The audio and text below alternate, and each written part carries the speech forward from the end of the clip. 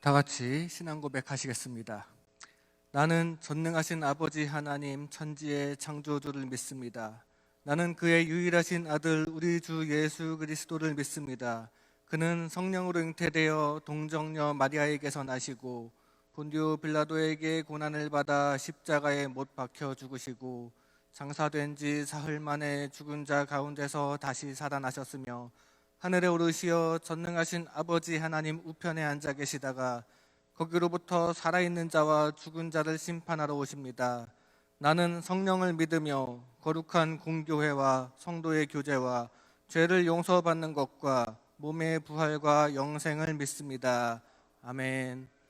오늘 선포될 하나님의 말씀은 마태복음 9장 18절부터 26절까지 말씀입니다. 신약 성경 13페이지에 있습니다.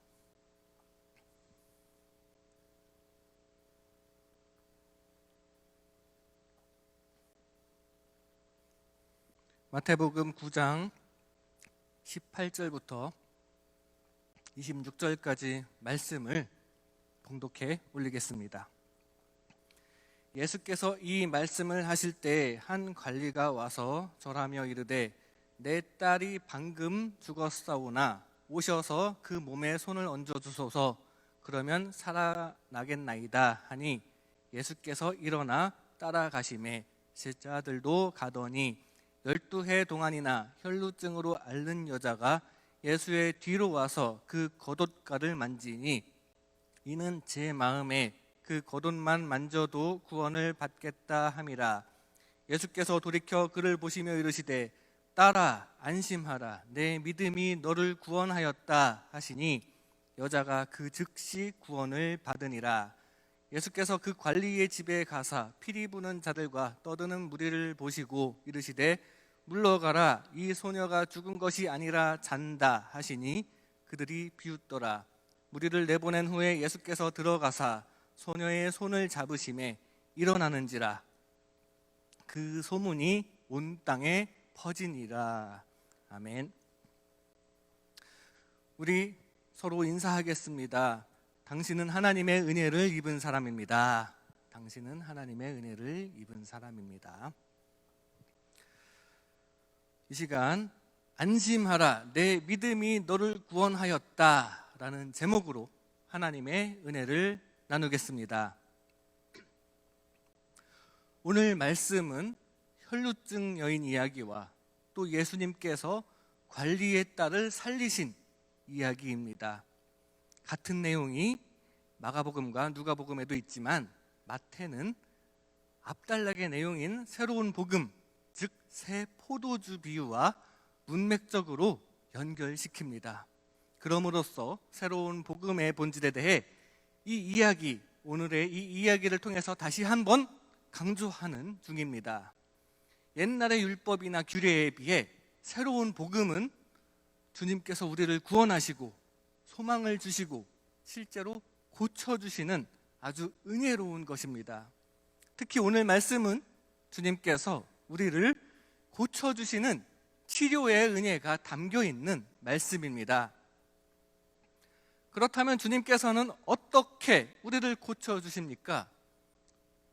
우리가 읽은 22절 말씀에 다 들어있습니다. 22절 말씀입니다.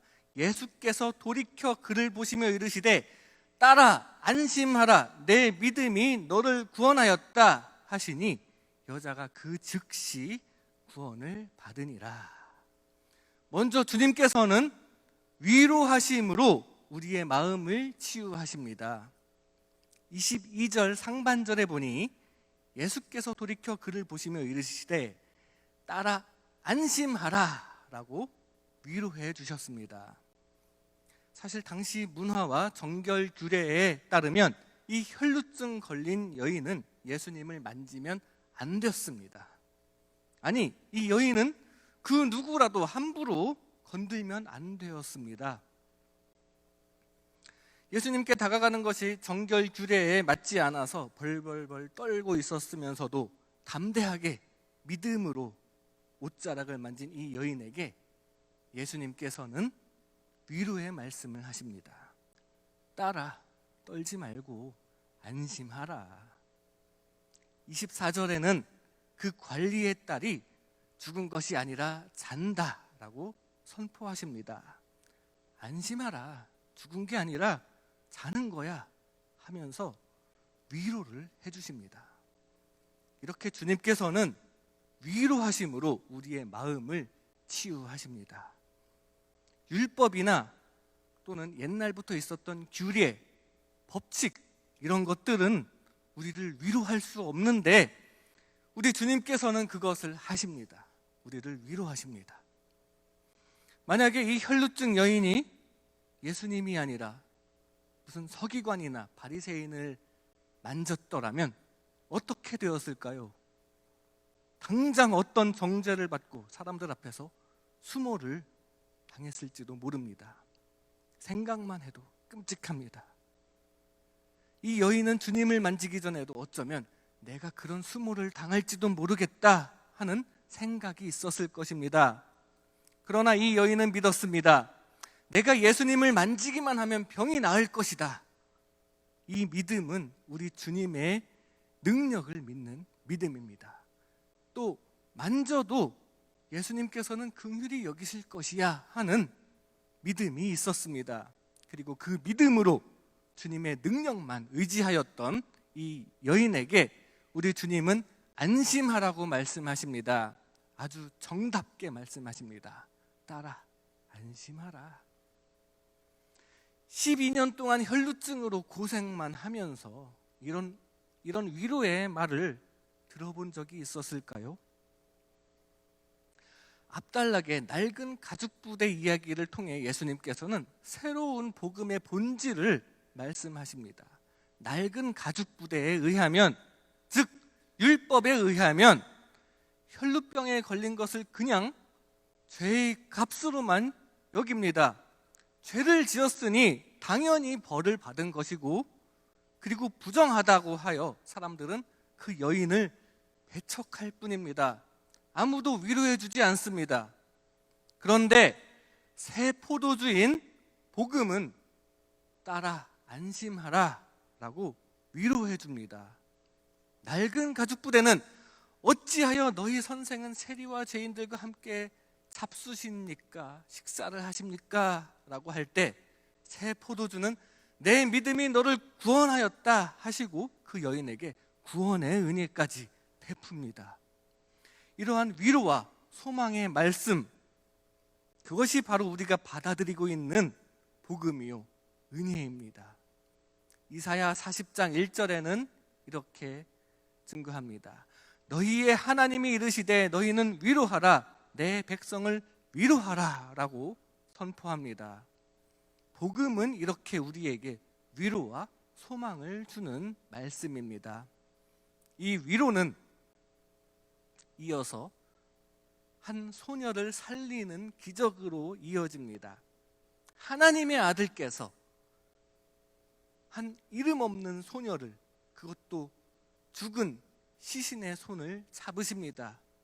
예수님께서는 이러한 위로의 손을 내밀어 문둥병자에게도 되시는 분입니다. 위로하시는 주님, 이것이 바로 새 부대요 새 포도주입니다. 그리고 우리가 따라야 할 복음입니다. 세상의 문화가 우리 신앙의 장애물이 될 수 있습니다. 세상 장애물로 인해 우리는 때로는 믿음의 모험을 해야 할 경우가 있습니다. 혈루증에 걸린 여인이 세상 문화와 정결 규례와 그리고 사람들의 시선을 무릅쓰고 모험을 하였던 것처럼 우리도 모험을 해야 할 때가 있습니다. 특히 요즘 전도하기가 참 힘듭니다. 전도하는 방법 중에 대부분의 방법이 요즘 문화에 비추어 볼 때 상대방에게 신뢰가 되는 행동이 많습니다. 지나가는 사람에게 막 말 걸고 뭐 주고 문 두드리고, 그러지 말라고 요즘 아파트에는 현관에 비밀번호가 다 있는데 그것까지 아는 사람 해서 뚫고 들어가서 문을 두드리고, 낮잠 자는 사람까지 깨워서 복음을 설명하고, 전화번호 얻어내서 전화하고, 맨날 문자 보내고 편지 보내고, 이런 것들이 이 현대 사회 문화적으로 보면 참 민폐를 끼치는 그런 일이 참 많습니다. 그런데 어떡합니까?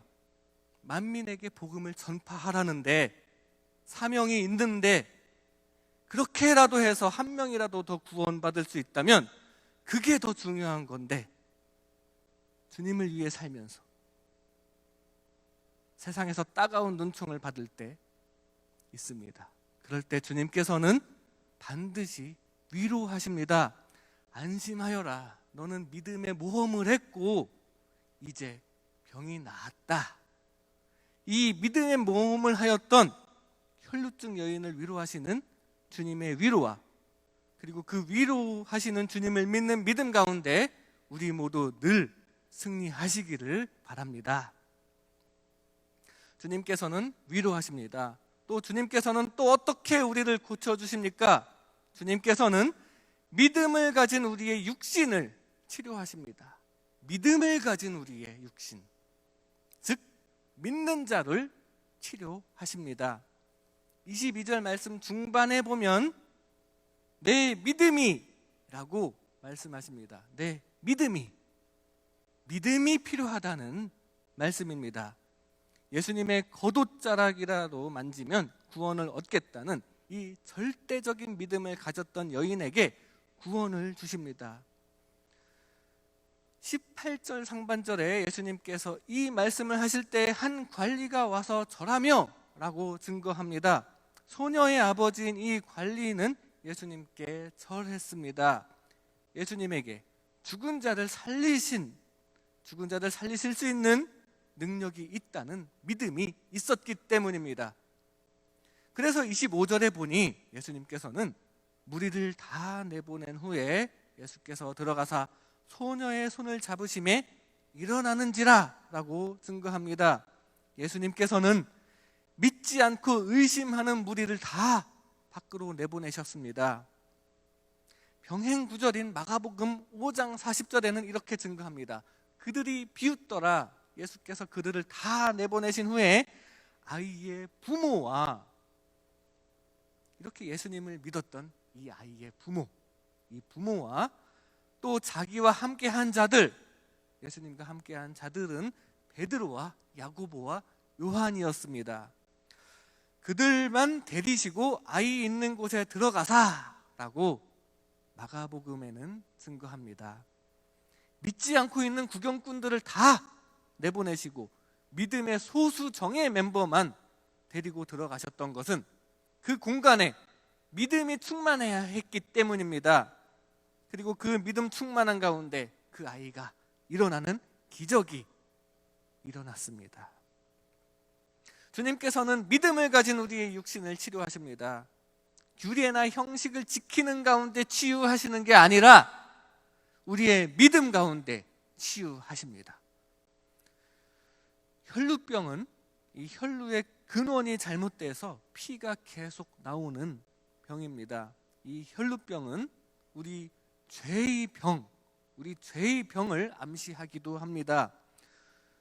혈루병처럼 우리는 태어날 때부터 마음속에 근원적으로 죄를 가지고 태어났기 때문에 평생 동안 그 죄의 현상을 혈루병처럼 쏟아내면서 죄를 지으면서 살게 됩니다. 혈루 근원의 문제를 해결하지 않고는 바깥을 아무리 닦아봐야 소용이 없습니다. 마찬가지로 우리 죄의 병도 근원적인 치료를 받아야 합니다. 죄를 짓지 않으려고 아무리 노력을 해도, 겉만 닦아봐도 이 죄의 근본 문제를 해결하지 않고는 다 헛수고입니다. 아무리 막아도 죄는 또 다시 쏟아지게 되어 있습니다. 그래서 믿음 가운데 주님께서 주시는 근원적인 치유를 우리는 다 받아야 합니다. 아담과 하와가 스스로 지어 입은 무화과 나무 잎은 우리 인간의 의를 의미합니다. 이 무화과 나무 잎은 불완전해서 쉽게 부서집니다. 반면에 하나님께서 입혀주신 가죽옷은 어린 양을 희생시켜서 만드신 가죽옷이며 아주 튼튼하기 때문에 죄로 말미암는 수치가 다 가려집니다. 이 완전하고 영원한 하나님의 의를 계시하는 옷이 바로 가죽 옷입니다. 하나님께서 만들어주시는 하나님의 의입니다. 내가 하나님의 의를 믿음으로 나의 죄의 문제를 근본적으로 해결하리라 라는 믿음으로 예수님의 옷을 만졌을 때 하나님의 능력이 임했습니다. 예수님은 흠없는 당신의 몸을 제물로 드려 한 영원한 제사를 드려주셔서 우리의 모든 죄를 근원적으로 없애주셨습니다. 이 여인이 예수님을 만나기 전에는 혈루병을 고쳐보려고 많은 의원들을 찾아다녔다고 마가복음에 증거합니다. 이것은 문제를 해결하려는 인간적인 노력을 뜻하고 또 그것은 헛수고일 뿐이라고 증거합니다. 우리가 우리 죄를 해결하려는 인간적인 노력이 어떤 게 있을까요? 피해자에게 용서를 얻어내는 것, 손해배상, 이런 것들이 자기 자신의 죄를 완전히 지워버릴 수는 없습니다. 회개나 금식기도의 노력, 이런 것들도 우리의 믿음을 위해서 당연히 필요한 것이지만 이 회개나 금식의 노력 자체가 죄를 지워주지는 않습니다. 그러나 내가 만든 옷, 내가 만든 의가 아닌 예수님의 옷, 하나님의 의, 이것을 믿는 자들의 죄는 바로 주님께서 지워주십니다. 깨끗하게 지워주시는 것입니다. 그러므로 우리는 나를 버리고 하나님의 의를 입어야 합니다. 하나님의 의를 믿어야 합니다. 무화과 나뭇잎으로 엮은 옷을 벗지 않고서는 그 위에 가죽 옷을 덧입기가 어렵습니다. 사람은 자기의 의를 내려놓아야 죄사함을 받을 수 있습니다. 주님은 자칭 의인들이 아닌 죄인을 불러서 구원하러 오셨습니다. 12해 동안 혈루병을 앓으면서 자기의 의가 다 거덜났던 이 여인도 하나님의 의를 계시하는 이 주님의 옷을, 주님의 옷자락을 믿음으로 붙잡았을 때 혈루 근원이 마르는 역사를 체험하였습니다. 예수님께서는 이 믿음을 인정하시고 병에서 해방시켜 주셨습니다. 하나님의 의를 믿는 믿음, 그 믿음으로 주님의 치유를 항상 체험하는 저와 여러분 되시기를 주님의 이름으로 소망합니다. 마지막으로 주님께서는 어떻게 우리를 고쳐주십니까? 주님께서는 구원하심으로 우리를 근본적으로 고쳐주십니다. 22절 하반절에 너를 구원하였다 하시니 여자가 그 즉시 구원을 받으니라 라고 증거합니다. 근본적인 치료가 필요했던 이 여인에게 구원의 말씀을 선포하십니다. 25절에는 또 이렇게 증거합니다. 무리를 내보낸 후에 예수께서 들어가사 소녀의 손을 잡으심에 일어나는지라. 소녀를 일으켜 살리셨습니다. 생명을 살리시는 근본적인 치유를 행하셨습니다. 주님께서는 구원하심으로 우리를 근본적으로 치유하십니다. 주님은 우리의 영혼을 구원하시고 육신도 구원하십니다. 율법은 우리에게 치유의 기적을 베풀어 주지 않습니다. 율법은 단지 정죄만 할 뿐입니다. 그러나 우리 주님은 우리를 치유하시고 고쳐주십니다. 구원해 주십니다. 주님 말씀으로 우리의 모든 문제를 해결해 주십니다. 그 여인이 치유받은 것은 예수님의 말씀의 결과입니다. 예수님이 말씀하시니 22절에 그 즉시 구원을 받으니라. 이것은 치유 기적과 예수님의 말씀 사이의 관계를 명확히 해줍니다. 예수님이 말씀하시니까 나았고 그 근거가 되는 것이 우리의 믿음입니다. 인간의 사고방식으로는 이해하기 어렵고 더러는 비웃는 사람도 있지만 예수님이 말씀하셨으므로 그 즉시 나았다는 사실입니다. 같은 사건을 기록한 마가복음과 누가복음에 의하면 이 여인이 예수님의 옷자락을 만졌을 때 그 순간 병이 나았다고 기록합니다. 그런데 마태복음은 예수님께 초점을 맞춥니다. 마태복음에서는 예수님이 말씀에 구원의 능력이 있다는 것을 강조하고 있고, 말씀하시자 나았음을 증거합니다. 그리고 주님은 우리에게도 말씀하십니다. 믿음이 너를 구원하였다. 맞습니다. 우리는 이 능력의 말씀을 믿고 의지해야 합니다. 예수님께서 죽으셨다가 다시 부활하시는 것처럼 12년 동안이나 피를 흘리며 죽음을 향해서 가고 있던 이 여인이 말씀으로 고침받는 내용과, 또 소녀가 죽었다가 말씀으로 다시 살아나는 내용을 통해서 주님께서는 말씀으로 구원하셔서 우리 삶의 근본적인 해결을 이루시는 분임을 우리는 알 수 있습니다. 어떤 자식을 잃은 여자가 하루는 석가모니를 찾아갔습니다. 제 딸이 죽었습니다. 그랬더니 석가모니는 마을에서 쌀 한 대씩 얻어오시오. 단 죽은 사람이 있는 집에서는 얻어오지 마시오. 그 석가모니의 말을 듣고 여자는 마을 이곳저곳 어느 집에 찾아가도 어느 집은 어린 조카가 죽었고, 또 어느 집은 남편이 죽었고, 또 어머니가 죽었거나 할아버지가 죽었거나 누구도 죽지 않은 집이 단 한 집도 없었습니다. 아, 누구나 죽는구나. 그 깨달음과 위로를 받고 그 여자는 슬픔에서 벗어나서 새로운 삶을 살았습니다. 석가모니가 깨달음을 주었고 거기에 위로를 받았습니다. 그런데 어떤 다른 사람이 또 있었는데 그 사람도 마찬가지로 딸이 죽었습니다. 그 사람은 예수님을 찾아갔습니다. 제 딸이 죽었습니다. 예수님은 그 딸이 어디 있는지 당장 찾으시고 다가가서 달리다굼 말씀으로 일으켜 세우셨습니다. 당장 살리셨습니다. 우리 주님은 이렇게 진정한 해결을 주시는 분이라는 사실입니다.